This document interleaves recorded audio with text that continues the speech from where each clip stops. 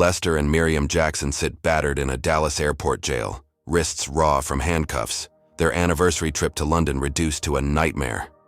2 hours ago, a smug flight attendant, Cassandra Tate, kicked them off their first-class seats, only to lose her job minutes later. Now they're locked up, suitcases gone, while a stranger, Victor Creed, lurks nearby plotting something big. What started as a simple flight has spiraled into a brutal ordeal, one that will scar their lives forever. But how did it come to this? Before we dive in, tell us where you're watching from today, and if you stand for justice against all odds, hit that like button and subscribe for more stories that demand the truth be told. Lester Jackson adjusted the lapels of his sharp navy blazer as he stood near Gate 12 in Dallas-Fort Worth International Airport, his gnarled fingers brushing the fabric with a quiet pride that came from 78 years of hard-earned dignity. Beside him, Miriam, 75, clutched her cream scarf with one hand, the other resting lightly on his arm, her presence a steady anchor in the swirling chaos of rolling suitcases and muffled announcements. They were headed to London for their 50th anniversary, a milestone they'd planned for months, scrimping every penny from Lester's pension and Miriam's part-time library gig to splurge on first-class tickets. The boarding area hummed with the low buzz of travelers, a mix of bleary-eyed tourists and crisp-suited business folk, all shuffling toward the jet bridge as the gate agent's voice crackled over the speaker, calling Group 1. Lester gave Miriam a small nod, his lips curling into a faint smile, and she squeezed his arm, her hazel eyes twinkling with excitement. They stepped forward, moving slowly but purposefully, Lester's polished shoes tapping the linoleum while Miriam's sensible flats whispered beside him. He carried a small leather satchel slung over his shoulder, packed with their passports and a worn photo album of their life together, while she wheeled a modest carry-on, its handle clicking with each turn. The gate agent, a young woman with a tight ponytail, scanned their boarding passes with a quick flick of her wrist, her face blank but polite as she waved them through. "Enjoy your flight," she muttered, already turning to the next passenger. They shuffled down the jet bridge, the air growing cooler and sharper as they neared the plane's open door, a massive Boeing bound for Heathrow. Lester's knees ached faintly from the walk, but he kept his chin high, savoring the rare luxury ahead. Miriam hummed softly, a gospel tune from their church days, her scarf fluttering as a gust from the tarmac slipped through the gap. At the entrance, a flight attendant stood waiting, her uniform crisp, her blonde hair pulled into a severe bun that tugged at her sharp features. Cassandra Tate, her name tag read, and her blue eyes flicked over them as they approached, narrowing, just enough to make Lester's stomach tighten.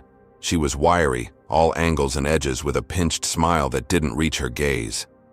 "Tickets," she said, her voice clipped, holding out a hand without looking up from her clipboard. Lester fished the passes from his blazer pocket, his fingers steady despite the tremor that sometimes crept in, and handed them over. Cassandra snatched them, her nails painted a stark red, and scanned the barcodes with a handheld device. The machine beeped, green light flashing, but her smile faltered, slipping into something colder. "First class?" she asked, her tone dripping with doubt as she glanced between the tickets and their faces. "These seats don't look right for you." Miriam's humming stopped, her hand tightening on Lester's arm, but she kept her expression soft, practiced in the art of swallowing slights. Lester tilted his head, meeting Cassandra's stare. "They're ours," he said simply, his voice low and even, the kind that carried weight without rising. "We paid for 'em." Cassandra's lips twitched, a smirk tugging at the corner, as she handed the tickets back, her fingers brushing his just long enough to feel deliberate. "We'll see about that," she muttered, stepping aside with a stiff gesture toward the cabin. Lester adjusted his satchel and led Miriam past her, feeling the weight of Cassandra's eyes boring into their backs like twin drills. The first-class cabin stretched ahead, a haven of wide leather seats and polished wood trim, a stark contrast to the cramped economy rows they'd endured for decades. Passengers already seated glanced up as they entered, some offering curt nods, others burying their noses in magazines or phones. A white-haired man in a pinstripe suit flicked his eyes over them before returning to his laptop, while a woman in a silk blouse adjusted her earbuds, her gaze lingering a beat too long. Lester eased toward their assigned row, 2 seats by the window, and Miriam slid her carry-on into the overhead bin with a practiced grace, her scarf slipping slightly to reveal a silver cross necklace glinting at her throat. She folded it back into place, then turned to help Lester settle in. He lowered himself into the seat, wincing as his knees protested, and propped his satchel against the armrest. Miriam sat beside him, smoothing her skirt before reaching over to adjust the cushion behind his back. "You good, honey?" she asked, her voice a warm whisper, the kind that had soothed him through layoffs, hospital stays, and worse. "Good as gold," he replied, patting her hand, though his jaw tightened as he caught a faint murmur from the row behind them. 2 voices too low to make out but sharp with curiosity. Miriam leaned closer, buckling his seatbelt with a gentle click, her fingers brushing his coat. "First time in first class," she said almost to herself, a smile tugging at her lips. "Feels like a dream." Lester chuckled softly, resting his head back. "Dream we earned." The cabin settled into a quiet hum, the rustle of bags stowing and the faint clink of glassware as another attendant rolled a cart down the aisle, offering water to the early boarders. Lester closed his eyes for a moment, letting the tension in his shoulders ease, the promise of a smooth 8-hour flight lulling him into a rare calm. Miriam pulled a small knitting project from her purse, a pair of socks she'd started for their grandson, her needles clicking softly as she worked. Around them, the cabin filled out, the murmur of small talk blending with the drone of the engines warming up outside. A young couple in matching hoodies giggled over a shared tablet, while a stern-faced woman in a red coat barked into her phone about a delayed meeting. No one paid the Jacksons much mind now, or so it seemed, and for a fleeting second, it felt like they'd slipped into the luxury unnoticed, just another pair of travelers chasing a well-deserved break. But then Cassandra appeared again, her heels clicking sharply against the carpeted floor as she strode down the aisle, clipboard clutched tight against her chest. Her eyes locked on them, a glint of something hard flashing in her expression, and the air shifted, thickening with an unspoken challenge. She stopped beside their row, her shadow falling over Miriam's knitting, and leaned in just enough to make Lester's pulse kick up.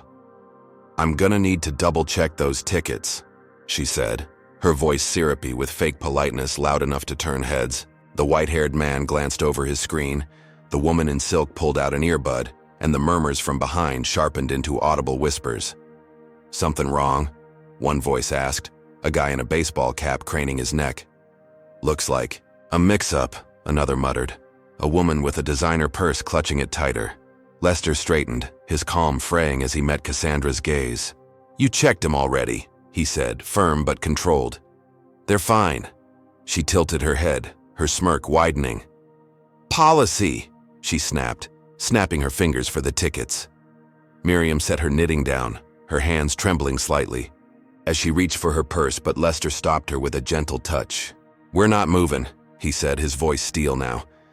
"You got a problem, take it up with your boss." Cassandra's face flushed, a red blotch creeping up her neck, but she didn't back down. "Fine," she hissed, spinning on her heel, and marching toward the front of the plane, her bun bobbing with each furious step. The cabin buzzed louder now, a mix of confusion and unease rippling through the seats. "What's her deal?" the guy in the cap muttered, pulling out his phone to record. "They look fine to me," the silk blouse woman whispered to her neighbor, who shrugged.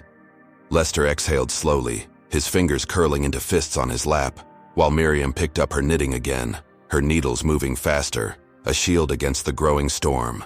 Farther back in the cramped rows of economy, a man in a black coat sat silently, his broad shoulders hunched over a phone. Victor Creed, his face carved with deep lines, watched the scene unfold through the gap between seats, his thumbs hovering over the screen. He typed a quick message. "Suspicion confirmed. Stand by," and hit send, his dark eyes narrowing as Cassandra disappeared behind the galley curtain. The Jacksons had no idea who he was, no clue that his quiet presence would soon turn their humiliation into something far bigger, or that Cassandra's petty grudge was about to ignite a firestorm they'd never see coming. For now, they sat, tight, holding on to their dignity, unaware that the real fight was only just beginning. The first-class cabin of the Boeing bound for London buzzed with a tense undercurrent as Cassandra Tate's heels clicked back down the aisle, sharper and faster than before, her clipboard now tucked under her arm like a weapon. Lester Jackson sat rigid in his window seat, his navy blazer creased from the armrest, his knuckles whitening as he gripped the leather. Beside him, Miriam paused her knitting, the half-finished sock dangling from her needles, her cream scarf slipping to one shoulder as she sensed the shift in the air. The murmurs from the rows behind had grown into a low hum, passengers craning their necks, some fumbling for phones, others whispering guesses about what was coming. What had that flight attendant seen in those tickets? Was this just a mix-up, or something uglier brewing? Cassandra stopped beside their row again, her wiry frame looming, but this time she wasn't alone. 2 security guards flanked her, both towering over 6 feet. Their navy uniforms stretched tight across broad chests, faces blank but eyes cold. One had a buzz cut and a scar slicing his eyebrow. The other sported a patchy beard and a holstered taser that glinted under the cabin lights. "Off the plane now," Cassandra barked, her voice cutting through the hum like a blade, loud enough to make the white-haired man in the pinstripe suit flinch and drop his laptop stylus. Lester blinked, his calm cracking as he leaned forward, keeping his tone steady, despite the heat rising in his chest. "We showed you the tickets," he said, pulling them from his blazer pocket again, holding them up so the green barcode caught the light. "They're valid. Checked twice now. What's this about?" Cassandra's smirk widened, her red nails tapping her hip as she ignored the passes. "I don't care," she snapped, her eyes flicking over him and Miriam with a sneer that said more than words ever could. "Move!" Miriam's breath hitched, her hand clutching Lester's arm, but she straightened her spine, her voice soft yet firm. "We're not doing anything wrong," she said, her hazel eyes locking on Cassandra's. "We paid for these seats." The Tate guards shifted, the scarred one cracking his knuckles, the bearded one stepping closer, his bulk casting a shadow over her knitting. Passengers gasped, a ripple of shock spreading through the cabin. The guy in the baseball cap 2 rows back lifted his phone higher, the red recording dot blinking as he muttered, "This ain't right." The woman in the silk blouse pulled out her other earbud, her jaw dropping, while the stern-faced woman in the red coat lowered her phone mid-call, her eyes narrowing. "What's going on up there?" she hissed to her seatmate, who shrugged, already filming too. Cassandra snapped her fingers at the guards, her patience gone. "Get them out," she ordered, stepping back as if she'd just lit a fuse. The scarred guard grabbed Lester's arm, yanking him up with a grunt, while the bearded one reached for Miriam, his thick fingers snagging her scarf. "Let's go, lady," he growled, pulling her to her feet. Lester's satchel slid to the floor, spilling the photo album across the carpet, black and white snapshots of their wedding fluttering out. His cane, propped against the seat, clattered down with a hollow thud, rolling under the row ahead. Miriam stumbled, clutching her purse as the guard shoved her toward the aisle, her needles clattering into the seat cushion. Lester twisted free, for a second, reaching for her, but the scarred guard clamped down harder, dragging him forward. "Don't make this worse," he warned, his voice a low rumble. The cabin erupted in noise, passengers shouting over each other. "They're not hurting anyone," the baseball cap guy yelled, zooming in on his phone. "This is crazy," the silk blouse woman gasped, her hands trembling as she filmed. A teenage girl in a hoodie stood up, her voice cracking. "Leave them alone." But the guards didn't flinch, hauling the Jacksons past gaping faces, Lester's shoes scuffing the carpet, Miriam's scarf trailing behind her like a fallen flag. Cassandra followed, her smirk now a full grin, her heels clicking in triumph as they reached the jet bridge. Outside, the Dallas air hit them, humid and thick, the tarmac shimmering under the midday sun. The guards released them near the gate, shoving them toward a bench where their carry-on sat, dumped unceremoniously by a gate agent who wouldn't meet their eyes. Lester steadied himself against the wall, his breath ragged, while Miriam sank onto the bench, smoothing her skirt with shaking hands. "We're okay," she whispered, more to herself than him, but her voice trembled. Cassandra strutted up, arms crossed, her grin glinting like polished steel. "Should have stayed in your lane," she said, loud enough for a cluster of onlookers to hear, some snapping photos, others turning away. Lester straightened, his jaw tight, ready to fire back, when a new figure stormed through the gate. Janet Reese, the airline supervisor, her gray blazer crisp and her dark hair pulled into a tight bun, marched toward them, her face a mask of fury. "Tate," she snapped, her voice slicing through the murmurs. "What the hell are you doing?" Cassandra spun, her grin faltering. "They didn't belong in first class," she said, her tone defiant. But Janet cut her off, snatching the clipboard from her hands. "I checked the system myself," Janet said, her words clipped and sharp. "Their tickets are legit. You're done." Cassandra blinked, her flush deepening. "Done? You can't—" "You're fired," Janet said, her voice flat but final, pointing toward the terminal. "Get off my floor." The onlookers gasped, a few clapping, others whispering as Cassandra's face crumpled, her smirk replaced by a snarl. She stormed off, shoving past a baggage handler, her heels echoing down the hall. Janet turned to the Jacksons, her expression softening. "Mr. and Mrs. Jackson, I'm so sorry," she said, kneeling slightly to meet Miriam's eyes. "You're back on the flight, right now." Lester nodded, his chest still tight, while Miriam managed a faint smile, brushing a tear from her cheek.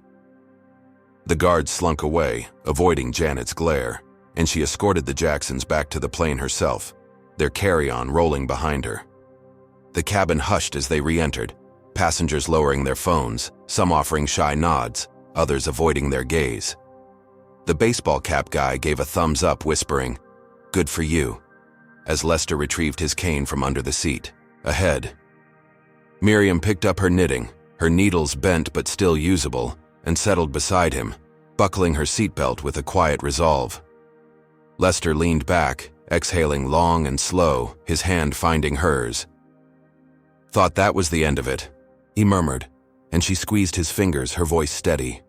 "We're tougher than they think." From economy, Victor Creed watched it all, his black coat blending into the shadows of his cramped seat, his phone glowing faintly in his lap. He typed another message. "First move made, she's out. Next phase incoming." And sent it, his lips pressing into a thin line. The engines roared to life outside, the plane shuddering as it prepared to taxi, and the Jacksons settled in, their brief triumph warming the air around them. They had no idea Cassandra's firing was just the spark, that her rage was already coiling into something darker, or that Victor's silent vigil was about to pull them into a storm they couldn't imagine. For now, they breathed easy, thinking justice had prevailed, blissfully unaware of the chaos waiting to crash down. "Hey, folks, what do you think? Should Cassandra have been fired that fast, or did she deserve a second chance? Comment 1 if you're cheering Janet's call, 2 if you think it was too harsh, and let's unpack this mess together. If you're fired up about standing against unfair treatment, smash that like button, hit subscribe, and ring the bell so you don't miss the next twist in this wild ride. These stories hit harder when we fight for what's right. Join the crew. Now, buckle up. What's Cassandra plotting after that humiliating exit? And how far will she go? To make the Jacksons pay?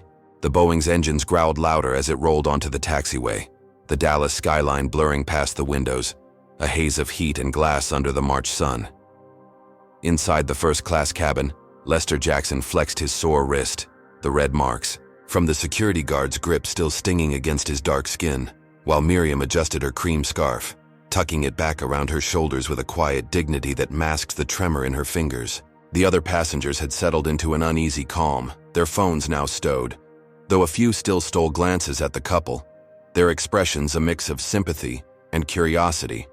The guy in the baseball cap nodded approvingly from 2 rows back, his video safely saved, while the woman in the silk blouse sipped her water, her eyes darting away whenever Miriam looked up. Lester leaned his head against the seat, his navy blazer rumpled but his pride intact, and murmured to Miriam, "Guess we showed him." She gave a faint smile, her knitting needles clicking again, the bent tips scraping unevenly as she worked. "Long as we're here, that's what counts," she replied, her voice a soft anchor in the hum of the cabin. Outside, the jet crept toward the runway, its shadow stretching across the tarmac, a hulking silhouette against the concrete. The Jacksons had no way of knowing that beyond the terminal's glass walls, Cassandra Tate was pacing a deserted staff lounge, her uniform jacket flung over a chair, her blonde bun unraveling into wild strands that framed her flushed face. Her firing had hit like a sucker punch, Janet Reese's words still ringing in her ears. "You're done," slicing through her smug confidence. She yanked her phone from her pocket, her red nails stabbing the screen as she dialed a number she hadn't used in months. "Wade," she snapped when the line picked up, her voice trembling with fury. "It's me. They screwed me over and I need you." On the other end, Deputy Sheriff Wade Tate, her cousin, leaned against his cruiser parked near the airport's service entrance, his massive frame dwarfing the vehicle, his buzzed head glistening with sweat. "What's the deal, Cass?" he drawled, his voice a slow rumble, thick with the kind of menace that made rookies flinch. She spat the story out, her words tumbling over each other. "Some old black couple got me fired. First class actin'. Like they owned the place. I need 'em gone." Wade chuckled, a low, ugly sound, and cracked his knuckles against the cruiser's hood. "Say no more. I'll handle it." Minutes later, as the plane's nose tilted toward the runway, a black and white SUV roared across the tarmac, its lights flashing red and blue, cutting off the jet's path with a screech of tires. The pilot slammed the brakes, the cabin lurching forward, passengers gasping as seatbelts bit into their shoulders. Lester's cane slid forward, clattering against the bulkhead, while Miriam's knitting tumbled into her lap, her needles jabbing her thigh. "What now?" she whispered, her eyes wide, but Lester's jaw tightened, a sinking feeling clawing at his gut. Through the window he saw Wade climb out of the SUV, his deputy badge glinting, his bulk matched by 3 other officers spilling from the vehicle, all white, all armed, their faces set in grim lines. The intercom crackled, the pilot's voice tight. "Folks, we've got a security issue. Sit tight," passengers muttered, craning to see, the baseball cap guy pulling his phone back out, filming the chaos unfolding outside. The jet bridge reattached with a thud, and the cabin door swung open, letting in a blast of humid air. Wade stormed aboard, his boots thumping the carpet, Cassandra trailing behind him, her civilian clothes, a tight black top and jeans, clashing with the authority she'd lost. "Them!" she shouted, pointing at the Jacksons, her finger trembling with rage. "They're the ones." Wade's eyes locked on Lester and Miriam, his lips curling into a sneer as he lumbered down the aisle, his deputies fanning out behind him. "Got a tip about contraband," he bellowed, loud enough for the whole cabin to hear, his drawl dripping with menace.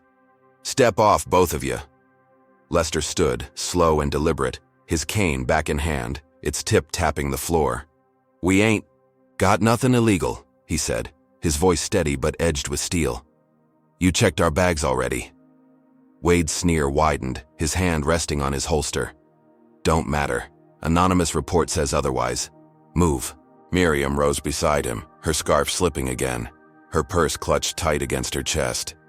"This is harassment," she said, her tone sharp now, cutting through the stunned silence of the cabin. The silk-bloused woman gasped, whispering, "They can't do this," while the guy in the cap zoomed in, muttering, "Bullshit call." Wade ignored them, snapping his fingers at his deputies. "Search 'em," he ordered, and the officers surged forward, yanking the Jacksons' carry-on from the bin, ripping it open on the floor. Clothes spilled out, Miriam's spare scarf fluttering down, Lester's photo album landing face up, their wedding picture staring up at the chaos. The deputies tore through it all, tossing socks and a travel-sized Bible aside, finding nothing but personal keepsakes. Wade grunted, unimpressed, and waved a hand. "Take 'em off anyway." The cabin erupted, passengers shouting over each other. "They're clean!" the teenage girl in the hoodie yelled, standing again, her fists clenched.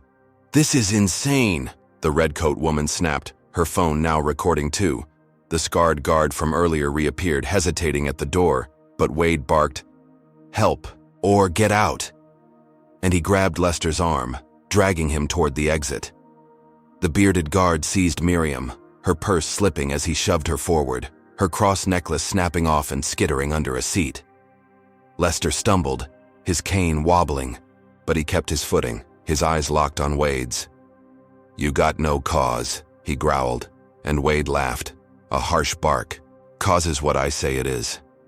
They were hauled back to the tarmac, the jet bridge slamming shut behind them, leaving the passengers in stunned silence. Wade's deputies dumped their bags in a heap, the photo album's pages fluttering in. The wind. And he loomed over the couple, his shadow swallowing them. "You don't belong up there," he said, his voice low and venomous, spitting on the ground near Miriam's feet. "Fancy seats don't change that." Cassandra stepped closer, her grin back sharper than ever. "Told you I'd fix this," she hissed, her eyes glinting with victory. The deputies uncuffed them after a cursory pat-down, finding nothing, and Wade waved them off with a grunt. "Stay out of trouble," he said, climbing back into his SUV, the light still flashing as it peeled away. Lester steadied Miriam, her breath shallow, her hands trembling as she retrieved her necklace from the jet bridge floor, its chain broken but clutched tight. "We're still standing," he said, his voice hoarse, pulling her close. She nodded, brushing dirt from her skirt, her resolve hardening. Janet Reese reappeared, her face pale, her blazer askew.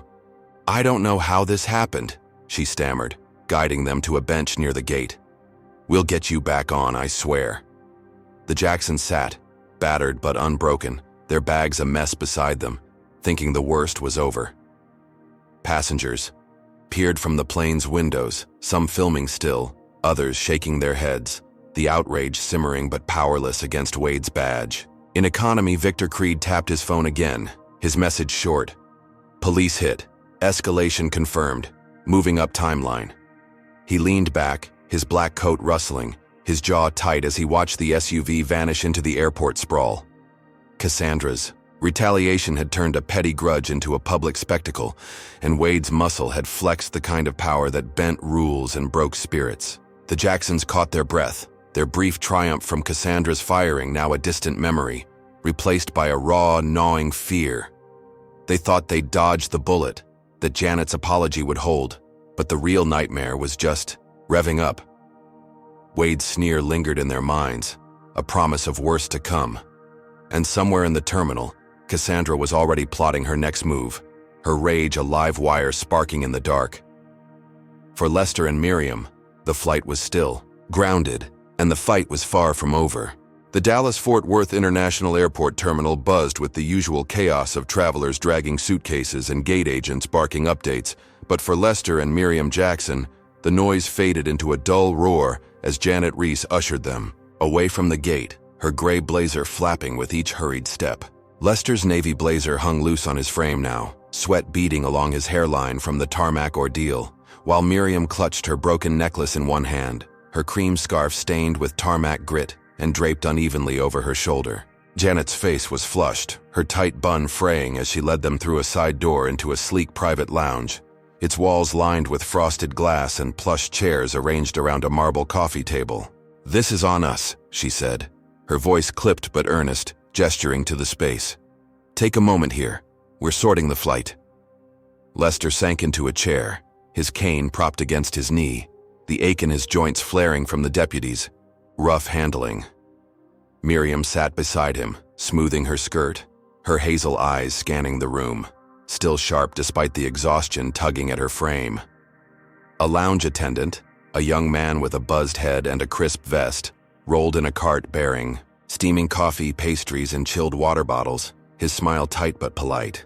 "Compliments of the airline," he said, setting a tray between them before retreating. Janet hovered nearby, her hands clasped. "We're upgrading you," she added, forcing a smile. "Next flight to London, first-class suite, no charge. And I've got legal on this. What happened out there won't stand." Lester rubbed his wrist, the red mark still raw, and cracked a faint grin, his voice gravelly but warm. "Guess we earned our wings twice today, huh?" Miriam chuckled softly, a sound like wind chimes in a storm, and reached for a water bottle, her fingers trembling as she twisted the cap. "Long as we get there," she said, sipping slowly, the cold soothing her parched throat.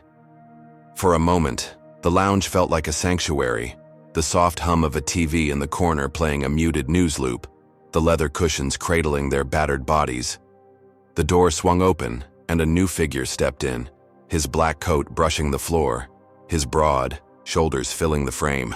Victor Creed, his face etched with deep lines, carried an air of quiet authority, his dark eyes flicking between the Jacksons and Janet before settling on the couple. "Lester, Miriam," he said, his voice low and steady, offering a hand that Lester shook with a cautious grip. "Victor Creed, civil rights lawyer, saw what went down. I'm here to help." Janet blinked, stepping back but didn't interrupt as Victor pulled a chair closer, sitting with his elbows on his knees. "That wasn't just a bad apple," he said, nodding toward the gate. "That was a system flexing. I'm filing a suit against the airline and that deputy's office. You in?" Lester glanced at Miriam, her nod subtle but firm, and he turned back to Victor. "Yeah, we're in," he said, his tone hardening. "Ain't letting this slide." Victor's lips twitched, not quite a smile, and he pulled a notepad from his coat, jotting quick notes. "Good. We'll hit 'em hard." Relief washed over them, a fragile wave that smoothed the edges of their frayed nerves. Miriam set her water down, her hand steadier now, and leaned against Lester, her scarf slipping to reveal the faint scar on her neck from a childhood accident, a mark of resilience they both carried in their own ways. "Feels like we might actually win this," she whispered, and he squeezed her hand, his calluses brushing her soft skin. "We've beat worse," he replied, his mind drifting to the Jim Crow days they'd survived, the lunch counters and bus seats they'd claimed, with nothing but grit. Janet excused herself, promising updates, and the lounge settled into a quiet rhythm, the TV flickering with footage of the tarmac chaos, blurry shots of Wade's SUV peeling away. Victor stood, pacing near the window, his phone buzzing faintly. As he typed, his presence a shield they hadn't expected but welcomed. For 15 minutes they breathed easier, sipping coffee, nibbling pastries, the promise of justice and a fresh flight lifting their spirits.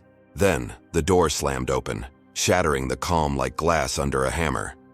Wade Tate stormed in, his deputy badge glinting under the lounge's soft lights, his massive frame dwarfing the room, his buzzed head gleaming with sweat. Behind him, 2 more deputies loomed, their hands on holsters, their eyes cold and unyielding. Janet trailed in, her face ashen, stammering, "They've got a warrant, I couldn't—" But Wade cut her off, his voice a guttural roar. "Lester and Miriam. Jackson, you're under arrest." Lester dropped his coffee, the cup splashing dark liquid across the marble table, while Miriam's water bottle slipped from her grasp, rolling under the chair. "For what?" Lester demanded, standing despite the ache in his knees, his cane gripped tight. Wade's sneer stretched wide, his meaty hand waving a crumpled paper. "Assaulting an officer on that tarmac," he said, his drawl thick with malice. "Got witnesses." Miriam's breath caught, her hands flying to her chest. "That's a lie," she cried, her voice cracking as she stepped forward, her scarf falling to the floor. "You dragged us off." Wade laughed, a harsh, grating sound, and nodded to his deputies.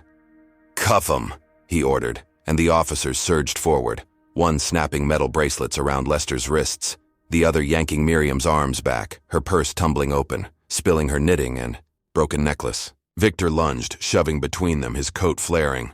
"This is fabricated," he shouted, his notepad hitting the ground. "I've got video proof they didn't touch anyone." Wade towered over him, his sneer unwavering. "Tell it to the judge, hotshot," he said, shoving Victor aside with a meaty paw.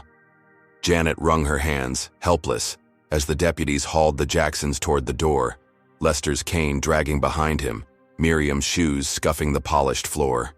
The lounge, emptied in seconds, the attendant fleeing, the TV now blaring a breaking news alert about unrest at DFW Airport. Wade's SUV waited outside, its engine rumbling, and the Jacksons were shoved into the back, their wrists chafing against the cuffs, their breaths shallow with shock. "You can't do this," Lester growled, his voice muffled by the slamming door. But Wade just grinned through the window, tapping his badge. "Already did," he said, climbing into the driver's seat. Cassandra's handiwork was clear, her voice echoing in Wade's ear from a call minutes earlier. "Plant it good. Make it stick." She'd rounded up fake witnesses, airport staff she'd bullied into lying, claiming the Jacksons swung at the deputies during the tarmac search. The lie was flimsy but backed by Wade's badge, a trap snapping shut around them. Victor sprinted after the SUV, his phone out, dialing frantically as it sped toward the airport's security exit, tires squealing on the asphalt. "I'm on it," he yelled to no one, his voice hoarse, his coat whipping in the wind. Inside the vehicle, Lester leaned against Miriam, her head resting on his shoulder, her scarf gone, her cross necklace lost in the lounge chaos. "We'll get through this," he whispered, his voice steady despite the fear clawing at his chest. She nodded, her eyes glistening but fierce. "They don't know who they're messing with," she said, her resolve a flickering flame in the dark. The SUV roared past the terminal, sirens blaring, and the Jacksons braced themselves, their brief taste of victory dissolving into a nightmare they hadn't seen coming. Back in the lounge, Janet sank into a chair, her hands shaking as she dialed corporate, her voice trembling. "We've got a problem," she said, but the line buzzed with static, her words lost. Victor's phone buzzed too, a reply lighting up the screen. "Digging into Wade, hold tight." The Jacksons thought the tarmac was the worst of it, that Janet's upgrades and Victor's suit would shield them, but Cassandra's revenge had sunk its teeth deeper, pulling strings they couldn't yet see. Wade's cruiser vanished into the Dallas sprawl, the couple trapped in its belly, their fight for justice now a desperate bid for survival. The lounge sat empty, coffee cooling on the table, a broken needle glinting on the floor, a silent testament to the storm that had just begun. The Dallas County Jail loomed like a concrete fortress on the city's edge, its gray walls streaked with grime and its barred windows glinting under flickering streetlights as Wade Tate's SUV screeched into the lot, gravel crunching beneath its tires. Inside, Lester Jackson sat slumped on a rusted bench in a cramped cell, his navy blazer torn at the elbow, his wrists still raw from the cuffs now replaced by the cold steel of the bars. Across the narrow hall, Miriam perched on a cot in her own cell, her cream scarf gone, replaced by a threadbare blanket draped over her shoulders, its edges frayed and stained. Her skirt was smudged with dirt from the lounge scuffle, and her broken necklace was a distant memory, lost to the chaos. The air stank of mildew and sweat, the fluorescent lights buzzing overhead, casting harsh shadows that deepened the lines on their faces. Lester's cane had been confiscated, tossed into a bin by a smirking intake officer who'd muttered, "Won't need that where you're going," leaving him to hobble unaided, his knees screaming with every shift. Miriam clutched the blanket tighter, her hazel eyes darting to Lester, her voice a whisper through the bars. "You holding up, honey?" He nodded, forcing a faint smile, though his chest ached from more than just the bruises blooming across his ribs. "Been through worse," he rasped, his throat dry, the memory of cotton fields and shotgun shacks flashing behind his eyes. She hummed a gospel tune, low and steady, her fingers tracing the cot's metal frame, a lifeline to keep her grounded. The cells were separated by a chipped concrete wall, but they could see each other through the bars, a small mercy in the suffocating dark. Footsteps echoed down the corridor, heavy and deliberate, and Wade appeared, his massive frame filling the hall, his deputy badge glinting like a taunt. He leaned against Lester's cell, his buzzed head tilting as he grinned, teeth yellowed from years of chew. "First class don't mean nothing here," he drawled, his voice dripping with venom, his meaty fist rapping the bars. "Y'all thought you'd strut out of this? Think again." Lester straightened, his jaw tight, meeting Wade's stare. "You got no proof," he said, his tone even but edged with fire. "This is a setup." Wade laughed, a guttural bark, that bounced off the walls and stepped closer, his breath sour with coffee and spite. "Proof's what I make it," he said, cracking his knuckles, his eyes glinting with a promise of worse to come. Miriam's humming stopped, her voice cutting through the echo. "You're a coward hiding behind that badge," she said, her words sharp, her blanket slipping as she stood, her small frame radiating defiance. Wade's grin faltered, his flush creeping up his neck, but before he could snap back, a new figure slunk into view. Cassandra Tate, her blonde hair loose and wild, her black top clinging to her wiry frame, slipped past a guard who nodded her in, his eyes averted as if he'd been paid to look away. She stopped between the cells, her red nails digging into her palms, her face a mask of rage and triumph.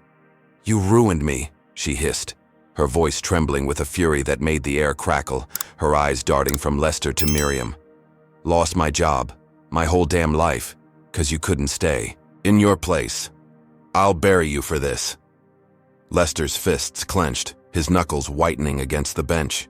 "You brought this on yourself," he said, his voice low and steady, a rock against her storm. Cassandra lunged toward his bars, her hands gripping the steel, her sneer twisting her features. "You'll rot here," she spat, then turned to Miriam, her grin widening. "Both of you. No fancy lawyers saving you now."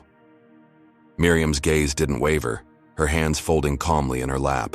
"God sees you," she said, her tone soft but piercing. And Cassandra flinched, stepping back as if burned.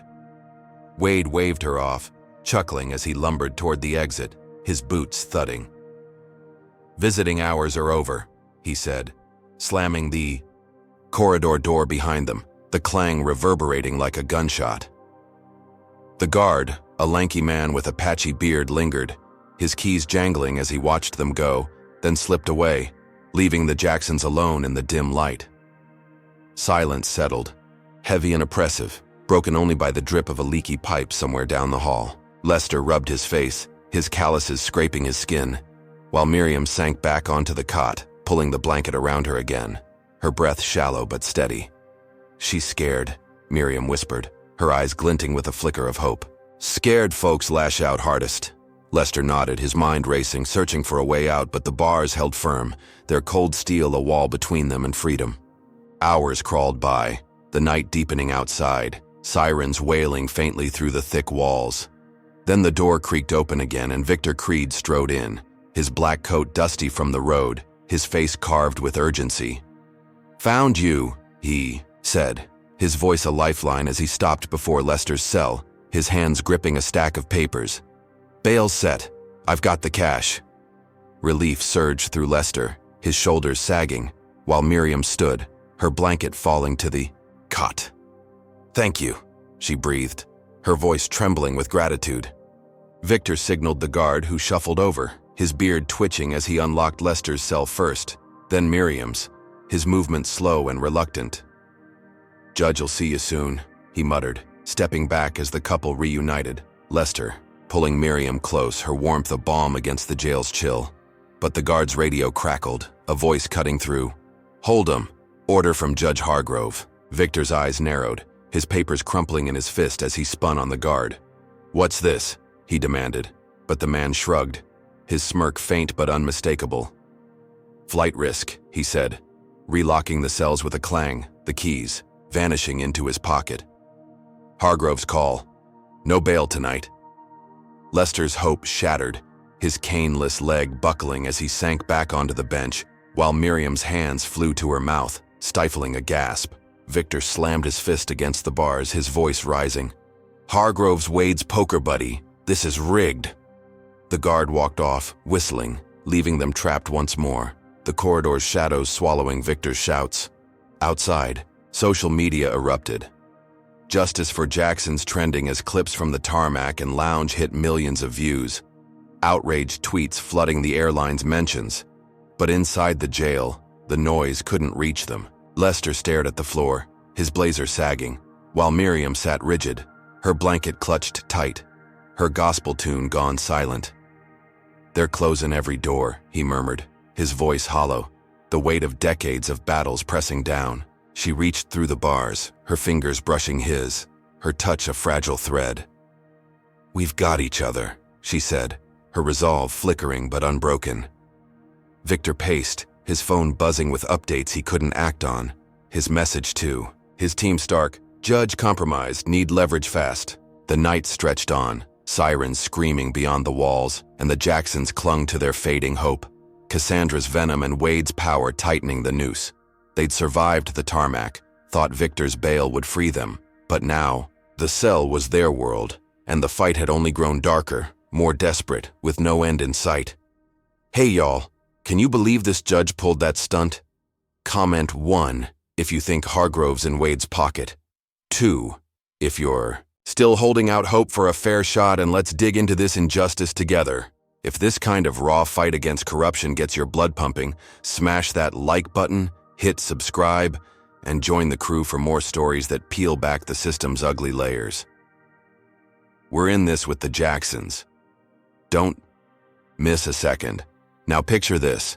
With the jail locked tight and outrage boiling online, what's about to explode outside those walls that could flip this nightmare upside down? The Dallas County Jail squatted under a bruised sky, its concrete bulk bathed in the orange glow of sodium lights as night thickened over the city, the air heavy with the tang of exhaust and unrest. Inside, Lester Jackson sat hunched on his rusted bench, his torn navy blazer clinging to his sweat-damp skin. His wrists chafed from the cuffs that had only just been removed hours ago. Across the hall, Miriam perched on her cot, the threadbare blanket bunched around her shoulders, her skirt creased and dirt-streaked, her hazel eyes fixed on the barred window where faint shouts began to pierce the silence. The jail's corridors echoed with the clank of metal and the murmur of guards. But outside, a storm was brewing, one that neither Lester nor Miriam could see through the thick walls. Their cells, cold and dim, held them like a vice, the fluorescent buzz overhead a constant drone that gnawed at their frayed nerves. Lester rubbed his aching knees, his cane still gone, while Miriam traced the cot's frame, her fingers restless without her knitting to steady them. Beyond the jail, the parking lot churned with a growing crowd, sparked by the viral videos of their tarmac humiliation and lounge arrest, now plastered across every social media feed with Shark's Justice for Jacksons blazing in bold. Hundreds of protesters, a mix of young activists in hoodies, gray-haired locals with signs, and furious travelers who'd seen the clips, swarmed the perimeter, their voices rising in a ragged chant. "Free the Jacksons! Free the Jacksons!" Victor Creed stood at the edge, his black coat billowing in the wind, his deep-lined face lit by the glow of phone screens as he shouted into a megaphone. "This ain't just about a flight. It's about a system that locks up innocence and throws away the key." The crowd roared, fists pumping, signs waving. "No justice, no peace," scrawled in jagged marker. News vans lined the street, their satellite dishes humming, cameras rolling as anchors narrated the swelling outrage, the story exploding far beyond Dallas. Inside, Lester tilted his head, catching the distant rumble through the bars. "What's that?" he murmured, his voice hoarse, and Miriam stood peering toward the window, her blanket slipping to the cot. "Sounds like folks ain't sitting quiet," she said, a flicker of hope lighting her eyes. But before they could process it, the jail's outer doors rattled, and shouts turned to screams, the chant fracturing into chaos. Wade Tate's deputies, clad in riot gear, stormed the lot, their batons swinging, their faces hidden behind visors. "Disperse now!" one bellowed through a bullhorn, but the crowd surged forward undeterred, hurling water bottles and curses. Then came the tear gas, canisters hissing as they arced through the air, bursting in clouds of choking white that sent protesters scrambling, eyes streaming, lungs burning. Victor ducked a flying can, coughing as he rallied the stragglers. "Hold the line, they can't silence us." Back in the cells, the noise hit like a wave, shouts and thuds vibrating through the concrete. Lester stood, wincing as his knees protested and gripped the bars, his knuckles whitening. "They're fighting for us," he said, his voice thick with awe and dread. Miriam nodded, her hands clasped, her lips moving in silent prayer. The gospel tune she'd abandoned now a quiet plea in her mind. The corridor door banged open, and the lanky guard with the patchy beard shuffled in, his radio crackling with orders, his eyes darting nervously. He stopped by Lester's cell, fumbling with his keys, his fingers slick with sweat. "Gotta move you," he muttered, unlocking the door with a shaky twist, the metal screeching as it swung wide. Lester stepped out, his legs unsteady without, his cane, suspicion narrowing his gaze. "Move where?" he demanded, but the guard didn't answer, shoving him toward the hall, then unlocking Miriam's cell, his breath ragged.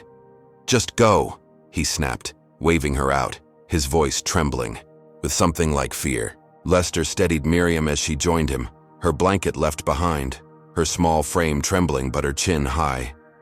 "This don't feel right," she whispered, and he nodded, his gut twisting as the guard hustled them down the corridor, past empty cells and flickering lights. The shouts outside grew louder, glass shattering somewhere beyond the walls, and Lester realized the guard's plan: unlock the cell, let them escape, then claim justification for whatever came next. "They want us to run," he said. His voice low, and Miriam's eyes widened, catching the trap. He stopped cold, planting his feet despite the guard's shove, his hands gripping her arm.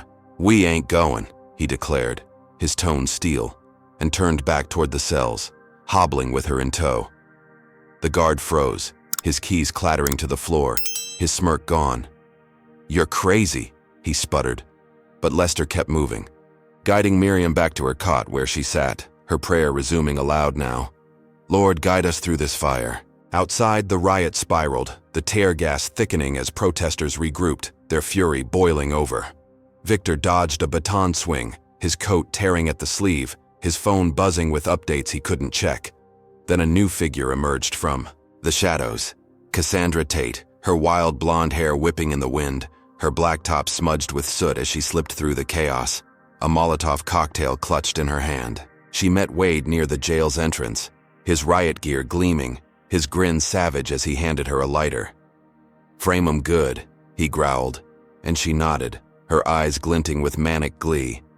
She hurled the bottle at a parked news van, the glass shattering, flames erupting in a roar that swallowed the vehicle, the blaze licking the night sky. "That's their supporters," she screamed, pointing at the fleeing crowd, her voice shrill over the sirens.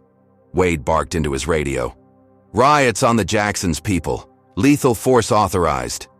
The news chopper overhead caught it, all its spotlight sweeping the inferno, the footage beaming live to millions, the ticker flashing. Violence erupts at Dallas jail over elderly couple's arrest. Inside, Lester and Miriam heard the muffled boom, the walls shuddering faintly, and he gripped her hand, his breath shallow. "They're blaming us," he said, his voice grim, and she nodded, her prayer faltering but her resolve firm. "We didn't run," she said, her tone a quiet triumph, and he squeezed her fingers, their brief win against the guard's trap a flicker of light in the dark. But outside, the narrative flipped. The blaze pinned on their violent supporters, the crowd's outrage twisted into a weapon against them. Victor saw the fire from the lot, his jaw tightening as he typed, "Cassandra's here. Arson. We're losing control." The jail's speakers crackled, a guard's voice cutting through. "Lockdown. All inmates secure." The lanky guard bolted back, slamming their cell doors shut again, his face pale as he fled the corridor, the riot's roar seeping through the bars. Lester sank onto his bench, his blazer sagging, while Miriam stood by her window, peering at the orange glow, flickering outside, her blanket forgotten on the cot. "They're turning it all against us," she whispered, her voice trembling with a mix of fear and fury. Lester nodded, his mind racing, the weight of the setup crashing down. They'd outsmarted the guard, stayed put when pushed to flee, but Cassandra's fire had torched their fragile victory, painting them as instigators in a war they hadn't started. The chopper's blades thumped overhead, the crowd's screams fading into a chaotic hum, and the Jacksons braced themselves, their cell a shrinking island in a sea of lies, the fight slipping further from their grasp with every flame licking the night. The Dallas County Courthouse buzzed with a frenetic energy as dawn broke over the city, its squat brick facade swarmed by news crews and protesters still hoarse from the night's chaos, their signs sagging, but their chants unbroken. Inside, Lester Jackson sat at the defendant's table, his torn navy blazer swapped for a stiff jail-issued jumpsuit, its orange fabric chafing his bruised wrists, his cane still missing, leaving him to lean heavily on the chair's edge. Beside him, Miriam adjusted her own jumpsuit, her cream scarf and broken necklace long gone, her skirt replaced by the same harsh orange, her hazel eyes scanning the packed gallery with a quiet steel. The courtroom smelled of polished wood and stale coffee, its high ceiling amplifying the murmurs of spectators crammed into the pews, a mix of reporters scribbling notes, activists clutching phones, and locals whispering theories. Judge Hargrove loomed over the bench, his silver hair slicked back, his jowls quivering as he banged the gavel. His poker buddy grin from Wade's tails replaced by a stern mask that didn't quite hide the glint in his eyes. The trial had been rushed, slapped together in hours after the riot, the prosecution claiming public safety, demanded swift justice. Victor Creed stood beside the Jacksons, his black coat swapped for a charcoal suit, his deep-lined face set in a scowl as he shuffled papers, his voice cutting through the hum as he objected. "This is a sham, Your Honor. No discovery, no time to prepare."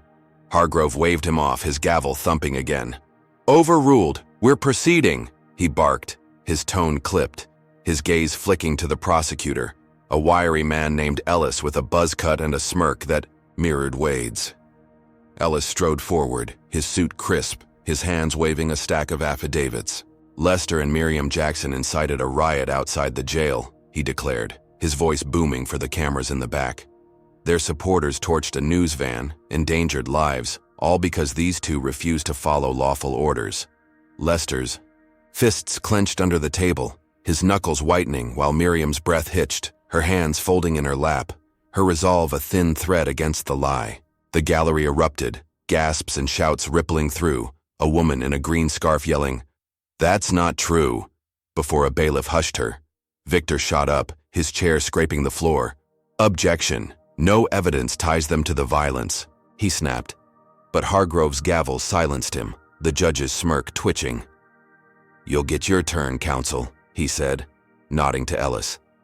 The prosecutor grinned, clicking a remote, and a grainy video flickered on the courtroom screen, doctored footage from Cassandra's allies showing shadowy figures hurling Molotovs, with voiceovers claiming, "The Jacksons people did this." The crowd wasn't identifiable, but the implication stuck, the gallery buzzing louder, some nodding, others shaking their heads in disbelief. Victor countered, slamming a USB drive onto the table. "I've got passenger testimonies from the flight," he said, his voice rising, "proving they were victims, not instigators." He played clips from the baseball cap guy and the silk blouse woman, their shaky videos capturing Wade's tarmac raid, the deputy's brutality, the Jacksons' calm defiance. The gallery shifted, murmurs turning to outrage, a man in a denim jacket muttering, "That's the real story." Ellis scoffed, waving a hand. "Irrelevant," he said, his smirk widening. "They resisted arrest, sparked a mob. That's the crime." Hargrove nodded, his pen scratching notes, his bias a quiet hum beneath the proceedings. Lester leaned toward Victor, his voice low. "They're burying us." And Victor gripped his shoulder, whispering, "Not yet." The prosecution called. Its first witness, a jittery airport janitor with sweat beading on his brow, his story rehearsed. "I saw him swing at the deputies on the tarmac." Victor pounced, his cross-examination sharp. "You're 500 feet from the gate all day. How'd you see that?" The janitor stammered, his eyes darting to Ellis, who glared back, and Hargrove coughed, cutting it short. "Next witness," he grunted, dismissing the holes. The all-white jury, 12 faces ranging from bored to smug, smirked through it all, their nods syncing with Ellis's rhythm, their bias a wall Victor couldn't breach. Miriam squeezed Lester's hand under the table, her voice a whisper. "They don't want to hear us," and he nodded, his jaw tight, the weight of decades crashing down. Courtrooms like this, juries like that, outcomes already written. Then Lester took the stand, his steps uneven without his cane, his jumpsuit rustling as he settled into the witness box, his hands steady despite the tremor in his legs. "I'm 78, he began, his voice gravelly but clear, filling the room. "Been working since I was 12, picking cotton, building roads, raising a family with Miriam through hell and back. We saved for that flight, our anniversary, 50 years together. Never broke a law, never raised a fist. But that day they saw us, decided we didn't fit and dragged us off like dogs." His voice broke, a crack of raw pain, and Miriam's eyes glistened, her lips moving in silent prayer. "This ain't new," he continued, his gaze sweeping the jury. "Been told where I belong my whole life, but I ain't inciting nothing. I'm just trying to live." The gallery hushed, a woman in the back wiping tears, but the jury's smirks didn't budge, their eyes cold, unyielding. Ellis pounced, his tone mocking. "So you're a saint, huh? No temper? No grudge?" Lester met his stare, unflinching. "I got plenty to be mad about," he said. "But I don't burn things down. That's your story, not mine." The prosecutor grinned, stepping back, but the damage lingered, the jury's nods tightening the noose. Then, mid-trial, Wade strode in, his deputy badge gleaming, carrying a plastic bag he slammed onto the evidence table. "Found this in their luggage," he declared, his voice booming, pulling out a baggie of white powder. "Drugs, seized post-riot." The gallery gasped, cameras flashing, and Victor surged forward, his suit jacket flaring. "That's planted," he roared. "Their bags were clean on the tarmac." Wade smirked, shrugging. "Guess we missed it first time." Lester's heart sank, his hands trembling on the stand while Miriam stood, her jumpsuit sagging, her voice cutting through. "That's a lie?" Hargrove banged his gavel, his face red. "Order," he snapped. But the jury leaned forward, their smirks blooming. Into grins, the powder a death knell. Victor scrambled, pulling a passenger video showing the bags searched and cleared, but Ellis waved it off. Tampered footage, and Hargrove nodded. Sustained. Guilty verdicts loomed, the air thick with inevitability. Lester's testimony, drowned by the lie, Miriam's prayer a faint echo against the wood. The gallery's outrage grew, fists pounding pews, but the judge's glare held them back, the system's weight crushing down. Then Victor played his ace, slamming a recorder onto the table, his voice triumphant. "Listen to this."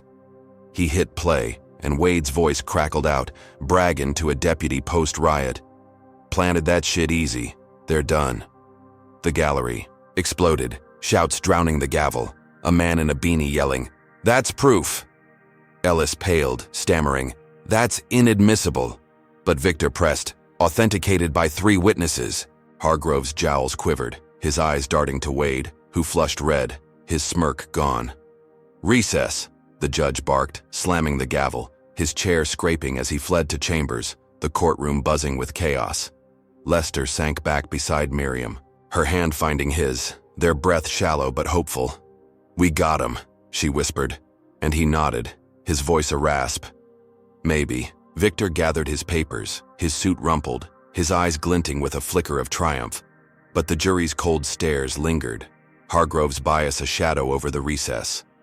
The Jacksons dared to hope, the audio a lifeline pulling them from the brink, their near conviction reversed by a single desperate play. Outside, the crowd roared, news tickers flashing, shocking twist in Jackson trial.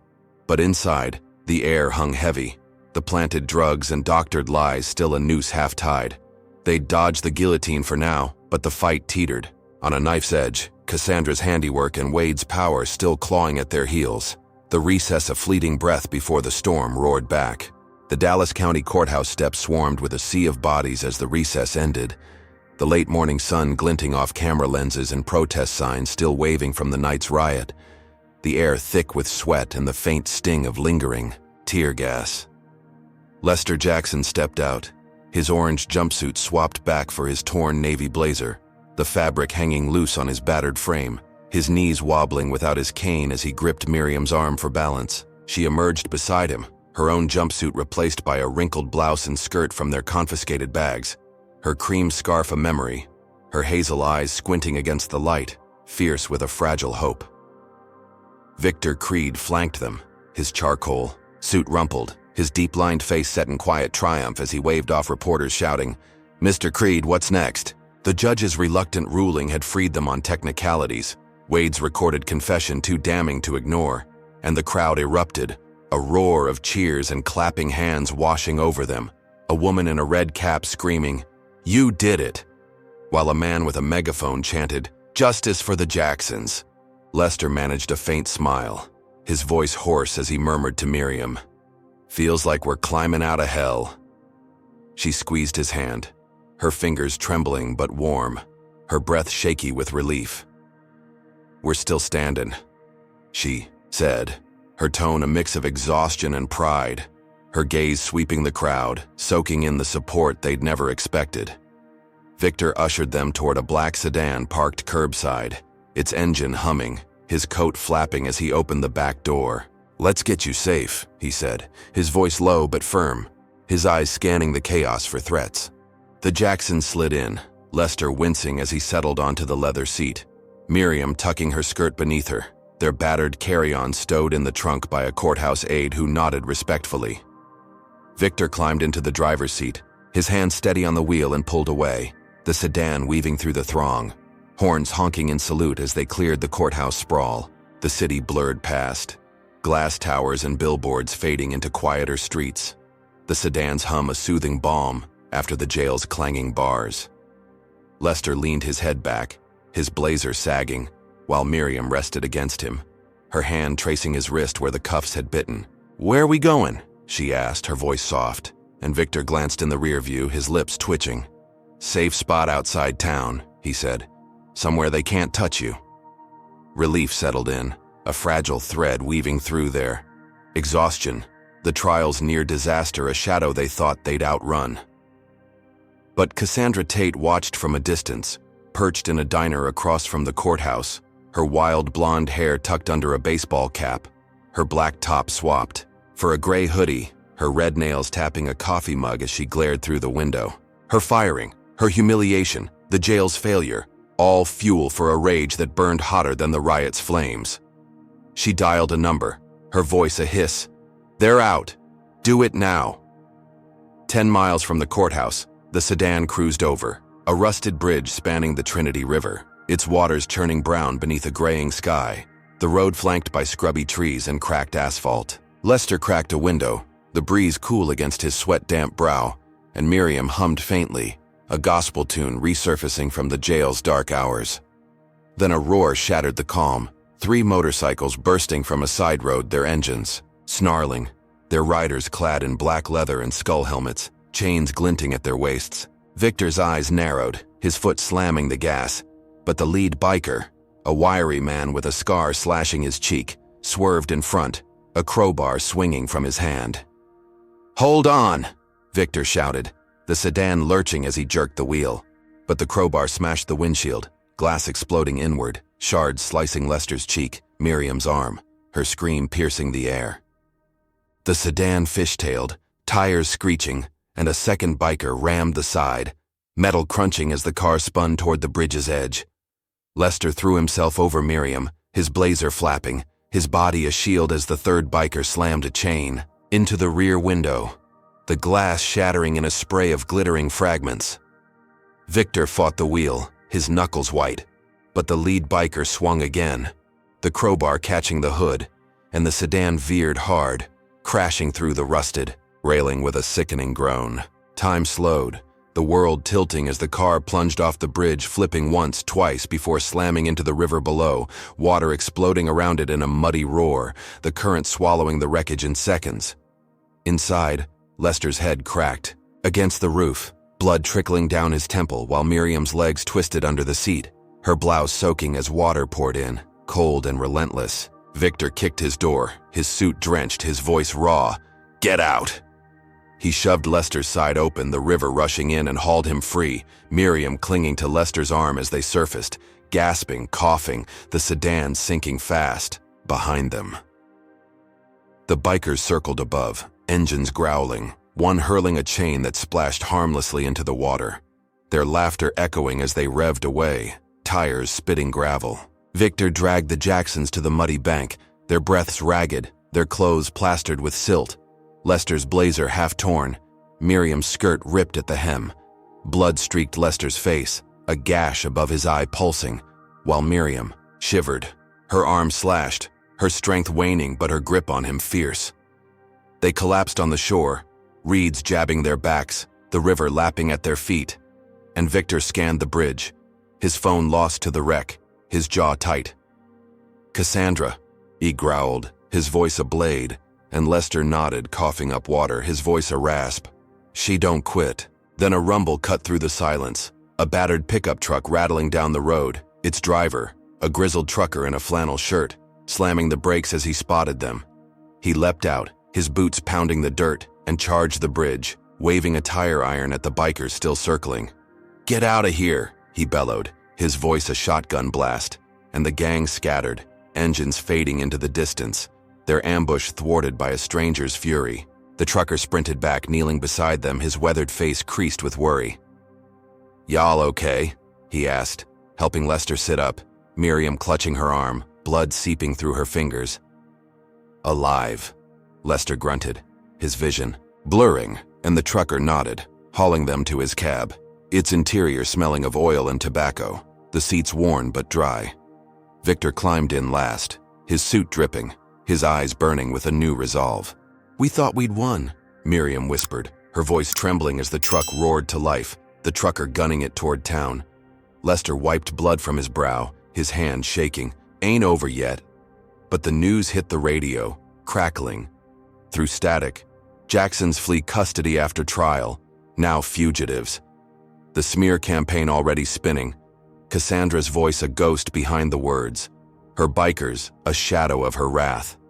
The trucker glanced back, his eyes narrowing, but he kept driving, the river shrinking in the rear view, the Jacksons' victory snatched away in a heartbeat, their survival a fleeting gasp before the next blow. They'd escaped the wreck, thought. The trial's end was their salvation, but Cassandra's revenge had turned deadly, her gang a blade at their throats, the world now hunting them as criminals. Victor clenched his fists, his mind racing, the safe-house plan drowned with the sedan, and the Jacksons clung to each other, their breath fogging the cab's windows, their fight teetering on the edge of oblivion. "Hey, folks, how wild was that twist?" Comment 1, if you're raging at Cassandra's biker ambush. 2, if you think that trucker's the real MVP. And let's unpack this chaos together. If you're hooked on this relentless fight for survival, smash that like button, hit subscribe, and join us for every pulse-pounding turn. These stories thrive when you're in the trenches with us. Don't miss out. Now imagine this. They're alive, but labeled fugitives. What's lurking in the shadows? That could turn this escape into a deadly chase.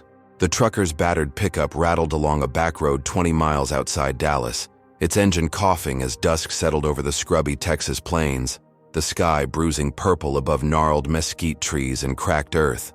Lester Jackson slumped. In the cramped cab, his torn navy blazer soaked with river water, blood crusting above his eye from the bridge crash, his breath shallow as pain throbbed through his bruised ribs. Miriam sat pressed against him, her ripped skirt muddy, her blouse clinging to her slashed arm, her hazel eyes darting to the side mirror where headlights flickered in the distance. Victor Creed hunched beside the trucker, his drenched charcoal suit stiffening, his deep-lined face taut as he scanned the horizon, his phone lost to the river, his hands clenched into fists. The trucker, a grizzled man named Roy with a flannel shirt and a graying beard, gripped the wheel, his tire iron stowed beside him, his voice gruff. "Y'all stay low. Radio's calling you trouble." The AM dial crackled, a news bulletin cutting through static. Lester and Miriam Jackson, fugitives after fleeing custody, deemed armed and dangerous following a violent escape from Dallas County Courthouse. Lester's jaw tightened, his knuckles whitening on his lap, while Miriam's hand flew to her mouth, stifling a gasp. "Armed?" she whispered, her voice trembling with disbelief. "We ain't even got my needles no more." Victor's eyes narrowed, his voice a low growl. "Cassandra's work. She's spinning this into a hunt." Roy glanced back, his brow furrowing, but kept driving, the pickup bouncing over ruts, its headlights slicing the gloom. Above, a helicopter's thump-thump sliced the air, its spotlight sweeping the plains, a predator circling its prey. Tate's voice boomed over a bullhorn from the chopper. "This is Sheriff Tate. Surrender now or we'll take you down." The promotion had come fast, Hargrove's pull sealing it hours after the trial, his badge now a sledgehammer swinging for the Jacksons' heads. Roy cursed under his breath, veering off the road into a dirt lane flanked by sagging barns and rusted silos, the truck's tires spitting dust as he aimed for cover. "Got a friend's place up here," he said, his tone clipped. "Hide you till this blows over." The sedan's wreck had bought them minutes, but Wade's manhunt was closing in, squad cars fanning out across the county, their sirens a distant wail growing louder.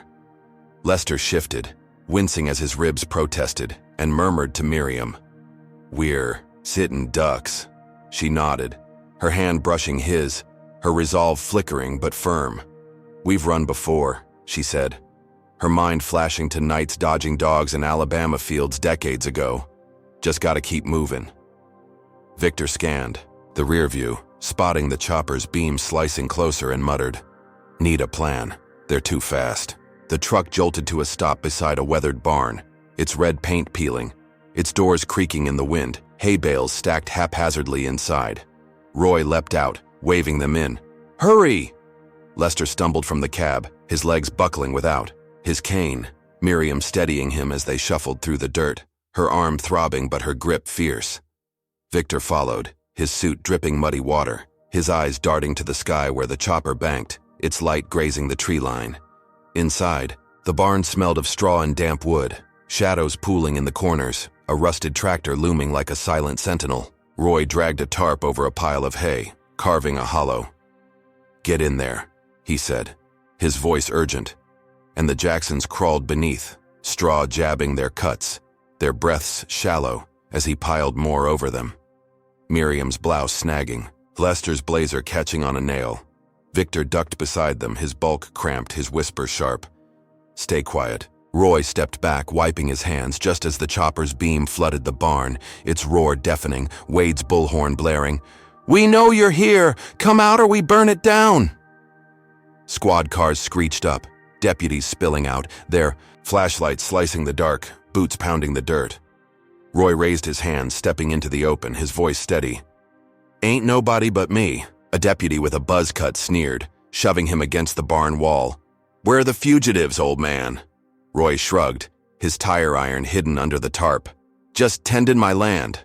Inside, Lester's heart hammered, his hand over Miriam's mouth, her breath hot against his palm, their bodies pressed tight in the hay, straw dust stinging their eyes. Victor's fingers dug into the dirt, his mind racing, piecing together Cassandra's biker ties from the bridge, her venom now a statewide net. Then the nightmare escalated. A deputy tossed a flare, its hiss igniting the barn's edge, flames licking up the dry wood, smoke curling thick and black. "Flush 'em out!" Wade shouted from above, his chopper hovering, the downdraft fanning the fire. Roy roared, lunging at the deputy. "You bastard!" But a baton cracked his skull, dropping him limp in the dirt, blood pooling beneath his beard. The tarp caught, embers raining onto the hay, and Lester shoved it aside, coughing as smoke seared his lungs. "We gotta move!" Miriam scrambled up, her arm bleeding anew, her skirt catching fire at the hem, which she stomped out with. A cry. Victor kicked a loose board free, the wall splintering, and they stumbled through. Flames roaring behind them, the barn a blazing cage collapsing in their wake. They bolted into the night, the chopper's light chasing them, deputies shouting. "There!" Lester's legs screamed, his vision blurring, but Miriam pulled him on, her strength a lifeline through the haze. Victor led, weaving through scrub and ditches, the fire's glow painting their backs, the helicopter's thump a relentless pulse. They ducked into a dry creek bed, its banks shielding them, their breaths ragged, their clothes singed. Lester's blazer half-burned, Miriam's blouse a tattered rag. The chopper circled, losing them briefly, and they crouched, mud caking their shoes, the distant wail of sirens a chorus of doom. "Thought we'd catch a break," Lester rasped, wiping soot from his face, and Miriam nodded, her voice a whisper. "Ain't never that easy." Victor's eyes glinted, his suit a ruin. "She's got muscle everywhere. Those bikers weren't random." Minutes later, a flicker of hope emerged. A weathered farmhouse up the rise, its porch light glowing, a faint promise of refuge. They staggered toward it, Victor pounding the door, and a wiry farmer in overalls answered, his shotgun lowered when he saw their state. "Lord, what happened?" "Trouble," Victor said, his voice hoarse. "Need shelter." The farmer, Jim, nodded, ushering them in, the house smelling of stale bread and liniment, its walls lined with faded photos. He hid them in a root cellar, its trapdoor creaking, shut potatoes in jars their only company, the air cool and musty. Lester sank against a crate, Miriam tending his gash with a rag Jim tossed down, her hands shaking but precise. "You're bleeding too much," she murmured, and he managed a grim smile. "Still kicking." But the respite shattered. Jim's teenage son, a lanky kid with a buzz cut and a scowl, slipped out back, his phone glowing as he texted, "They're here." His racism a quiet ember stoked by Wade's radio rants. Minutes later, sirens wailed closer, squad cars screeching up, Deputies storming the yard, Wade's voice booming from the chopper. "Found you!" Jim cursed, grabbing his shotgun, but a deputy kicked the door in, pinning him down. "Traitor!" The cellar door flew open, flashlights blinding them, and cuffs snapped back on. Lester's wrists raw, Miriam's arm yanked hard, her cries swallowed by the chaos. Victor lunged, tackled mid-swing, his suit tearing further, his roar lost to the thuds of boots. They were dragged out, the farmer beaten beside his porch, the chopper's beam pinning them like moths, their escape torched, their survival a fleeting dream crushed by betrayal. Wade loomed, his badge gleaming. No runnin' now. And Jackson stumbled, their fight a flicker in a storm that refused to break. The Dallas County Sheriff's Station buzzed with a chaotic hum as night deepened, its cinder block walls lit by harsh fluorescence, the air thick with the stench of bleach and cigarette smoke drifting from the break room. Lester Jackson sat handcuffed in a metal chair, his torn navy blazer a sodden rag clinging to his battered frame, blood crusting his temple from the bridge crash, soot streaking his face from the barn fire. Miriam slumped beside him, her ripped skirt and tattered blouse caked with mud, her slashed arm throbbing under a makeshift bandage torn from her hem, her hazel eyes glinting with exhaustion but unbowed defiance. Victor Creed stood chained to a wall hook, his drenched charcoal suit shredded at the knees, his deep-lined face bruised from a deputy's fist, his wrists raw against the cuffs as he glared at the mirrored window, sensing eyes beyond. Wade Tate loomed in the corner, his sheriff's badge glinting under the lights, his buzzed head glistening with sweat, his massive frame radiating a smug triumph as he barked orders into a radio. "Keep the press back. This stays tight." The interrogation room's door creaked open, and Cassandra Tate slipped in, her wild blonde hair tucked under a gray hoodie, her black jeans scuffed from the riot, her red nails chipped but sharp as she clutched a folded paper, her face a mask of feigned remorse. Deputies flanked her, their boots scuffing the tile, their eyes darting between her and Wade, who nodded her forward with a grunt. The station's chaos paused, a press conference unfolding in the lobby visible through a cracked window. Cameras, flashing as reporters jostled for angles, the manhunts and a headline screaming across screens. Cassandra stepped to a podium wheeled in by a deputy, her voice trembling with crocodile tears. "I'm so sorry," she sobbed, her eyes glistening as she faced the Jacksons, her words loud enough for the mics beyond the glass. "I misjudged them on that flight. I was wrong. This got out of hand and I just want it to stop." Lester's fists clenched, his cuffs rattling, his voice a rasp. "You're lying through your teeth." Miriam's gaze hardened, her hands folding in her lap, her tone cutting. "You set this whole thing up." Cassandra's sob hitched, her performance flawless, her hoodie slipping to reveal a quivering lip as she turned to the cameras. "I didn't mean for any of this. The riot, the chase. I just want peace." The gallery beyond the window softened, reporters scribbling, a woman in a blue blazer whispering, "She sounds genuine," while a man with a headset nodded. "Public'll eat this up." Victor strained against his chains, his voice a growl. "It's a damn act. She's playing you all." But Wade smirked, stepping closer, his baton tapping his palm. "Shut it, lawyer. She's cleaning this mess." The mood shifted, a ripple of relief washing through the press, the narrative flipping. Cassandra, the repentant villain. The Jacksons, the tragic victims caught in a misunderstanding. Wade slipped her a burner phone under the table, his meaty hand brushing hers, his whisper low, "Finish it quiet." And she nodded, pocketing it, her tears drying fast as she stepped back, her mask slipping for a split second, a glint of triumph. In her eyes only the Jacksons caught.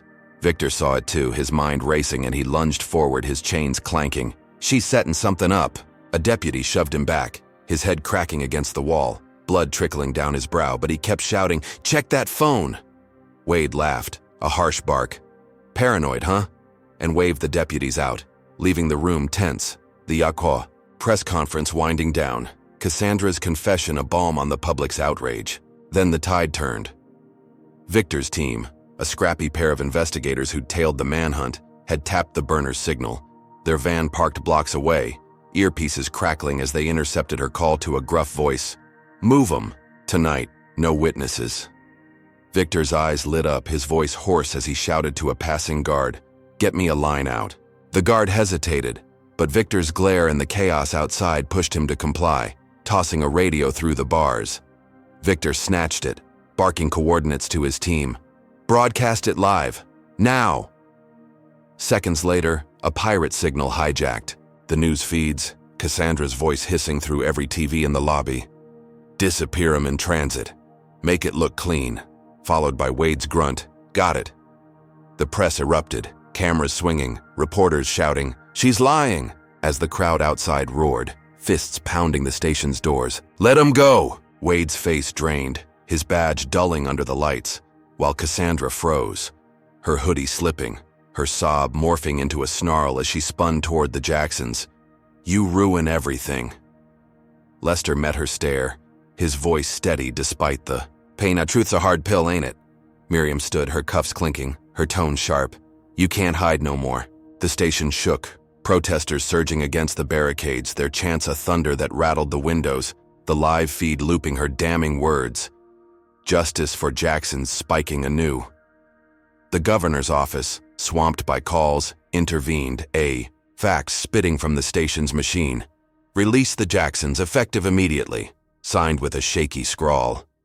Wade crumpled it, his fist slamming the wall, but deputies flinched, their loyalty wavering as the crowd's fury grew. Victor's chains were unlocked, his wrists bleeding as he rubbed them, his suit a ruin but his resolve iron. "We're out," he said, helping Lester up. Miriam steadying herself, her arm oozing through the bandage, her strength a quiet fire. Deputies stepped aside, their boots shuffling, and the Jacksons walked free. The station's doors swinging open to a sea of cheers, flashbulbs popping, a woman in a green coat yelling, "You're heroes!" They stepped into the night, Lester's, blazer flapping, Miriam's skirt swaying, their victory a blinding light after the dark. But as they reached the curb, a crack split the air. A sniper's bullet grazed Lester's shoulder, blood blooming through his sleeve. The shot fired from a rooftop by Wade's loyal deputy, a wiry man with a scar who'd slipped away in the chaos. Screams erupted, the crowd diving for cover, Victor shoving the Jacksons behind a squad car, his voice raw. "Down!" Lester clutched his shoulder, blood seeping between his fingers, his breath ragged, while Miriam tore her blouse further, pressing it to the wound, her hands trembling but steady. "Stay with me." The deputy fired again, the bullet pinging off the car, glass shattering, and Victor peeked over the hood, spotting the muzzle flash, his mind racing. Deputies scrambled, some chasing the shooter, others shielding the crowd, the station a war zone in seconds. Lester slumped, his vision blurring, Miriam's voice a lifeline. "You're tough, honey, hold on." The sniper vanished into the night, his silhouette swallowed by rooftops, Wade's last play a dagger in their fleeting dawn. Chaos reigned, the Jacksons release a hollow win, their lives hanging by a thread as sirens wailed, the fight clawing back with blood and bullets. The Dallas night pulsed with chaos as Victor Creed sped his borrowed pickup through backroads, its engine growling under a sky streaked with clouds. The Dallas County Sheriff's Station, a fading smudge of flashing lights in the rearview.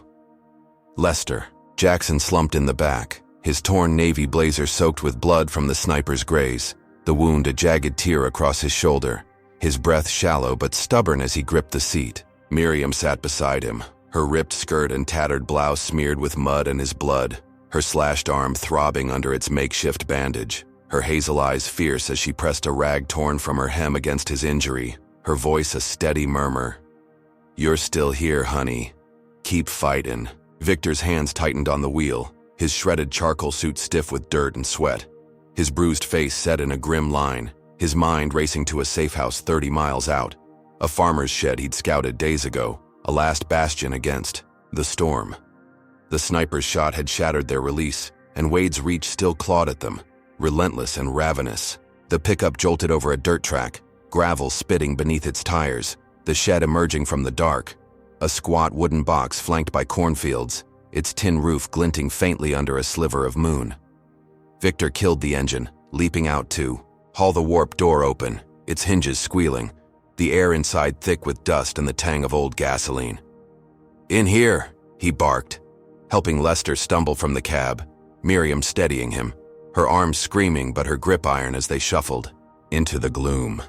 The shed's floor was packed earth, its walls lined with rusted tools and burlap sacks, a single bulb flickering overhead, casting jagged shadows. Victor dragged a workbench across the door, its legs scraping, a makeshift barricade, and handed Lester a crowbar from a shelf, just in case. His voice low, urgent. Lester nodded, his bloodied hand wrapping around it, the weight grounding him despite the fire in his shoulder. Miriam scavenged a pitchfork, its tines dulled but sharp. Enough.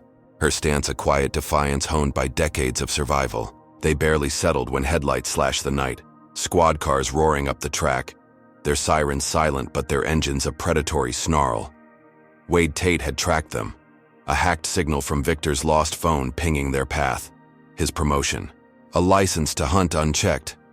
Tires skidded, doors slammed, and deputies fanned out, their silhouettes black against the corn, flashlights slicing the dark, guns drawn with a metallic click. Wade stormed forward, his sheriff's badge a dull gleam, his buzzed head slick with sweat, his voice a bellow. "End of the line, Jacksons." Victor peeked through a cracked board, his breath hissing. 6 of them, armed heavy. Lester tightened his grip on the crowbar, his voice a rasp. "We ain't going quiet." And Miriam nodded, her pitchfork raised. "Not after all this." The shed's door shuddered as a deputy kicked it, the workbench lurching and Victor shoved back, his shoulder straining. "Hold it!" Bullets punched through the wood, splintering planks, the air exploding with gunfire, lead thudding into sacks and ricocheting off the tin roof. Lester ducked, dragging Miriam behind a stack of crates, her pitchfork clattering as a slug grazed her leg, blood welling through her skirt, her cry swallowed by the chaos. Victor fired a flare gun he'd grabbed from the truck, its red arc bursting. Through a gap, igniting a deputy's sleeve, the man howling as he rolled in the dirt, his screams a brief distraction. Lester swung the crowbar at the door, hooking a deputy's arm as it reached through, the bone snapping with a wet crunch, the gun dropping, Miriam snatching it with a trembling hand, her voice fierce. "Stay back!"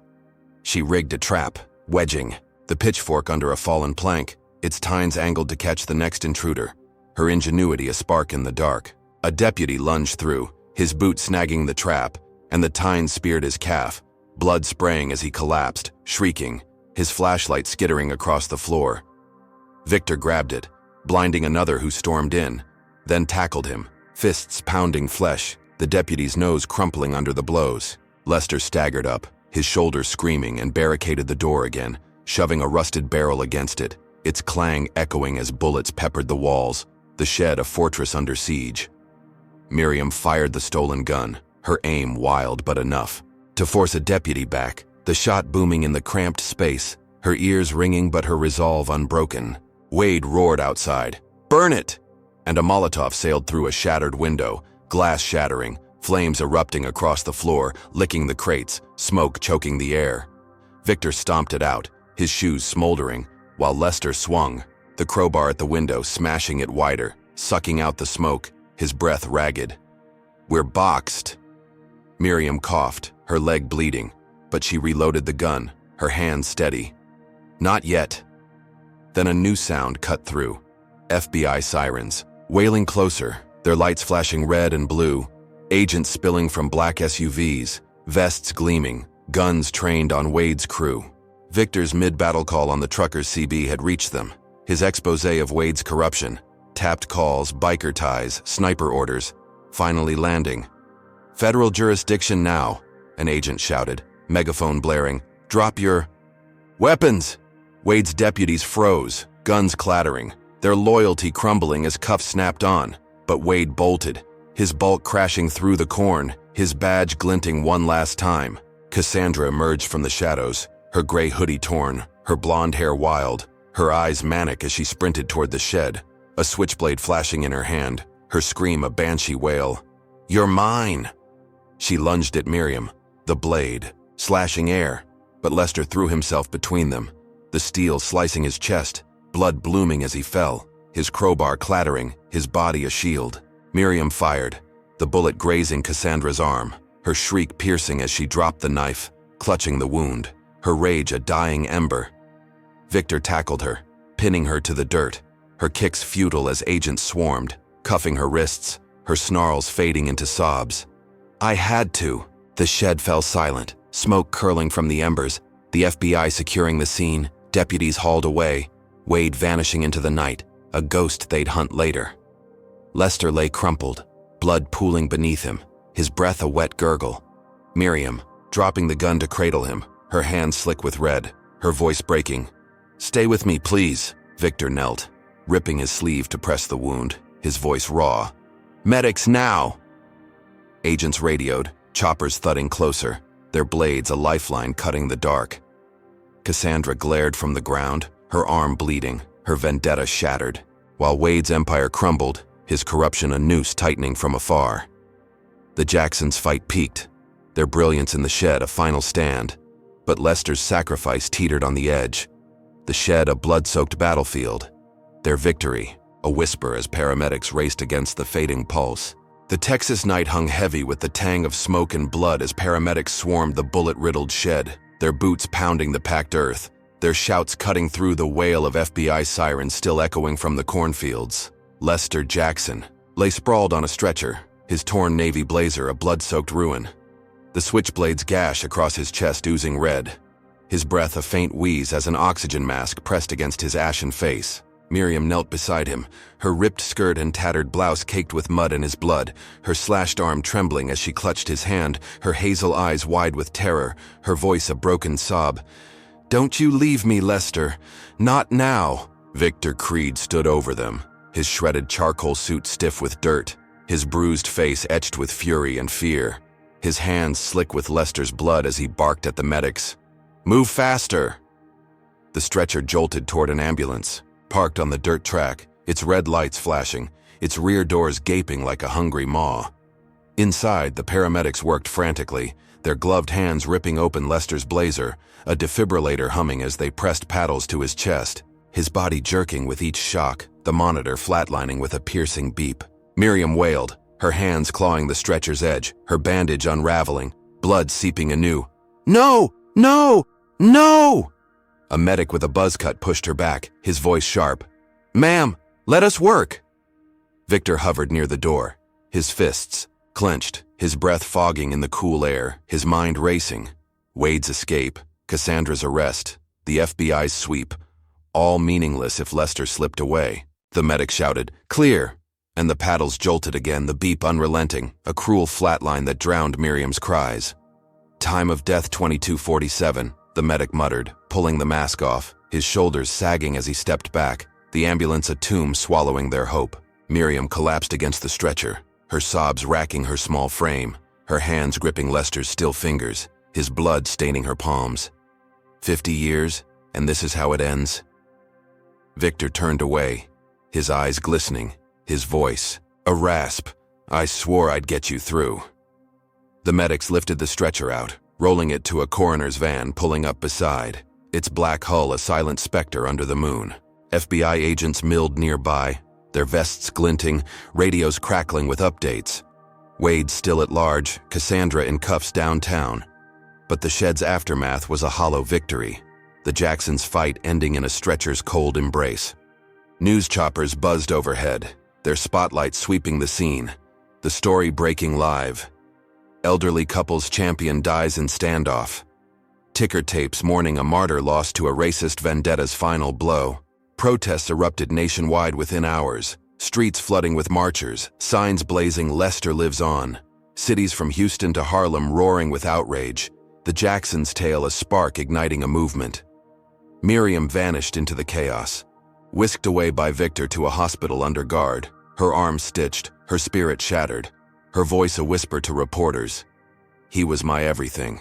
Cassandra sat in a cell downtown, her gray hoodie confiscated, her blonde hair matted, her arm bandaged from Miriam's shot, her snarl replaced by a vacant stare as news of Lester's death looped on a TV beyond the bars. Wade, a ghost in the wind, slipped deeper into hiding, his badge a discarded relic, his empire dust. The airline crumbled under lawsuits, its stock tanking, its name a curse on every tongue.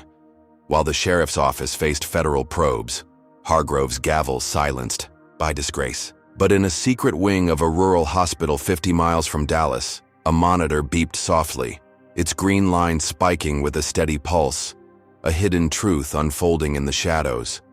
Lester Jackson gasped awake, his chest stitched tight, his blazer gone, replaced by a hospital gown, his eyes fluttering open to a sterile room bathed in dim light. Victor stood beside him, his suit swapped for a clean shirt, his face weary but sharp, a conspiratorial glint in his gaze.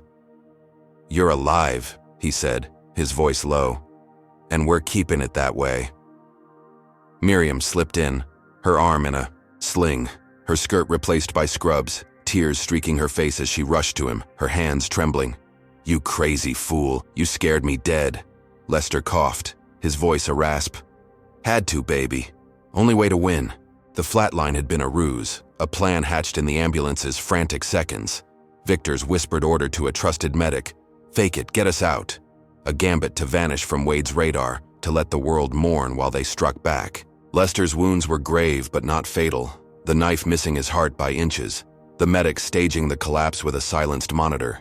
A staged death certificate slipped to the press. Victor had orchestrated it, his civil rights network pulling strings, the coroner's van a decoy spiriting them here, a safe house disguised as a ward. "They think you're gone," Victor said, handing Lester a burner phone. "Means they stop hunting." Miriam sank onto the bed, her hand gripping his, her relief a tidal wave washing away the grief. "We're ghosts now?" Lester nodded, his smile faint but fierce. "Ghosts with a voice." She pulled a notebook from her sling, its pages scrawled, with their story. Every humiliation, every fight, every lie, penned in the hospital's quiet hours. Her handwriting shaky, but bold. "This ain't just for us," she said, her voice steadying. "It's for everyone they've crushed." Victor took it, his fingers brushing the cover, and slipped it to a nurse who'd slipped in. A woman with a buzz cut and a knowing nod. "Leak it online," he instructed, and she vanished. The manifesto hitting the dark web within hours, spreading like wildfire, the Jacksons' truth trending, a raw expose of racism's brutal gears. Protests swelled, cities burned with chants of their names, the airlines board resigning en masse, the sheriff's office raided, Hargrove's home swarmed by feds, Wade's hideout narrowing as tips flooded in. Lester watched from a cracked window, his gown rustling, Miriam beside him, her sling a badge of their war, their faces shadowed but alive, presumed dead by a world they'd set ablaze. "They'll never see us comin'," he murmured, his hand finding hers, her cross necklace, recovered. From the lounge, gleaming at her throat, a symbol reclaimed. Victor paced, his phone buzzing with updates. "Movement's growing, you're legends now." The couple nodded, their silence a pact, their loss dismantling empires, airline execs indicted, Wade cornered in a motel days later, Cassandra's cell a cage she'd never escape. Her screams unheard as the manifesto named her every sin. In a quiet corner of the hospital, Lester sat up, his stitches pulling, and traced Miriam's cheek. "We didn't just survive, we won." She smiled, her eyes glistening. "By standing still till they had to move." The world mourned, their deaths, statues planned, vigils lit, but they lived hidden in plain sight. Their manifesto a torch passed to millions, their fight a legacy that rewrote the rules. The shed's blood, the jail's bars, the flight's humiliation, all fuel for a reckoning they'd orchestrated from a hospital bed. Their presumed end a beginning, their silence a roar that shook the earth. Justice reclaimed not with fists, but with a brilliant, breathtaking lie. This story of Lester and Miriam Jackson reveals profound truths about resilience, systemic injustice, and the power of truth against overwhelming odds. First, it shows that courage isn't always loud. Sometimes it's the quiet refusal to break. Like Lester and Miriam holding their ground through humiliation, violence, and betrayal. Their steadfastness turned a single act of prejudice into a movement, proving that dignity can outlast even the cruelest assaults. Second, it exposes how racism festers not just in individuals like Cassandra Tate, but in systems, airlines, sheriffs, courts, that amplify one person's bias into a cascade of brutality. Wade's unchecked power, and Hargrove's corruption remind us that injustice thrives when good people stay silent. Third, the Jacksons' fake death twist teaches us that survival sometimes demands cunning, a strategic retreat to strike harder later. Their manifesto, born from pain, became a weapon sharper than any fist, toppling empires from the shadows. Finally, it's a stark reminder that victories against racism are rarely clean. Lester's blood, Miriam's scars, and Victor's relentless fight show the cost of pushing back, but also the triumph of enduring. The lesson? Stand firm, speak loud, and never underestimate the ripple of one voice against a sea of wrong. Lester and Miriam didn't just survive. They rewrote the narrative, proving that even when the world counts you out, you can still win by outsmarting it. So, what's your take? Can one person's resilience really dismantle a system? Comment below with your thoughts. Hit that like if this story fired you up. Subscribe for more tales of grit and justice, and share to keep the fight alive. Thanks for riding this wild journey with us. Here's to strength, truth, and a world that learns from its scars.